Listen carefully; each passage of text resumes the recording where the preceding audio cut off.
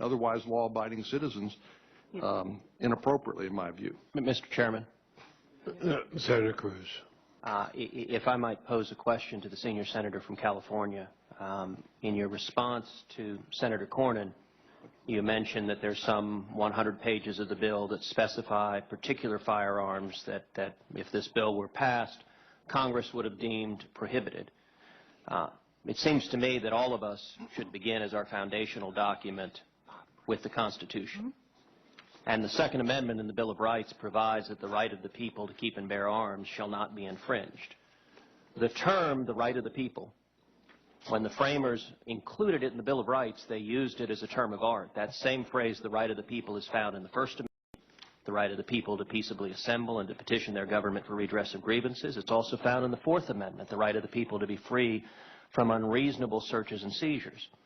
And the question that I would pose to the senior senator from California is, would she deem it consistent with the Bill of Rights for Congress to engage in the same endeavor that we are contemplating doing with the Second Amendment in the context of the First or Fourth Amendment? Namely, would she consider it constitutional for Congress to specify that the First Amendment shall apply only to the following books and shall not apply to the books that Congress has deemed outside the protection of the Bill of Rights? Likewise, would she think that the Fourth Amendment's protection against searches and seizures could properly apply only to the following specified individuals and not to the individuals that Congress has deemed outside the protection of the Bill of Rights? Senator, yield for a question.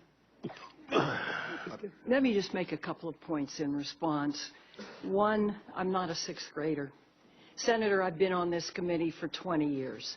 I was a mayor for 9 years. I walked in, I saw people shot. I've looked at bodies that have been shot with these weapons. I've seen the bullets that implode. In Sandy Hook, youngsters were dismembered. Look, there are other weapons. I've been I'm not a lawyer, but after 20 years, I've been up close and personal to the Constitution. I have great respect for it. This doesn't mean that weapons of war, and the Heller decision clearly points out 3 exceptions, 2 of which are pertinent here. And so you know, I mean, it's fine you want to lecture me on the Constitution. I appreciate it. Just know I've been here for a long time. I've passed on a number of bills. I've studied the Constitution myself. I am reasonably well educated, and I for the lecture. Incidentally, this does not prohibit, you use the word prohibit, it exempts 2,271 weapons. Isn't that enough for the people in the United States? Mr. Chairman. Do they need a bazooka? Do they need other high-powered weapons that military people use to kill in close combat? I don't think so. So I come from a different place than you do. I respect your views. I ask you to respect my views. Mr. Chairman. Senator Durbin, it's not. Mr. Chairman, I can't add anything to that. Yeah. Senator Cruz. Mr. Chairman, I would ask yet another question of the senior senator of California. I think nobody doubts her sincerity or her passion. And yet at the same time, I would note that she chose not to answer the question that I asked, which is, in her judgment, would it be consistent with the Constitution for Congress to specify which books are permitted and which books are not, and to use the specific number? The answer is obvious, no. And if I may ask... Could we keep on the... and I appreciate we have a discussion on books. I know that they have that in your state of Texas, where your educational boards tell people what books they should or should not read in their schools, something that we would not do in Vermont, but, you know, we're not going to talk about your right. Well, yeah. But let's stick to guns. And I know Senator... Mr. Chairman, I appreciate your acknowledging that the state of Texas allows books.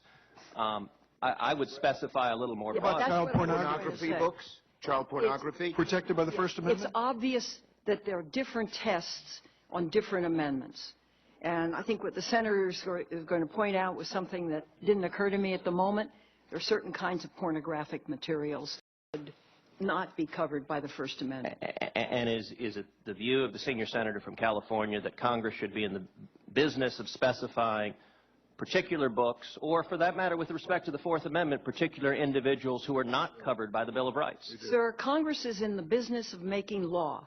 The Supreme Court interprets the law. They strike down the law, they strike down the law.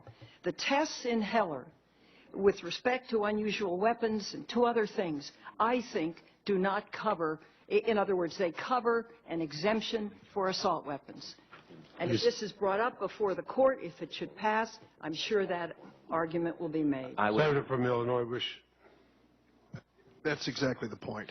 The senator knows, having attended law school and professes to have some experience in the Constitution, none of these rights are absolute. None of them.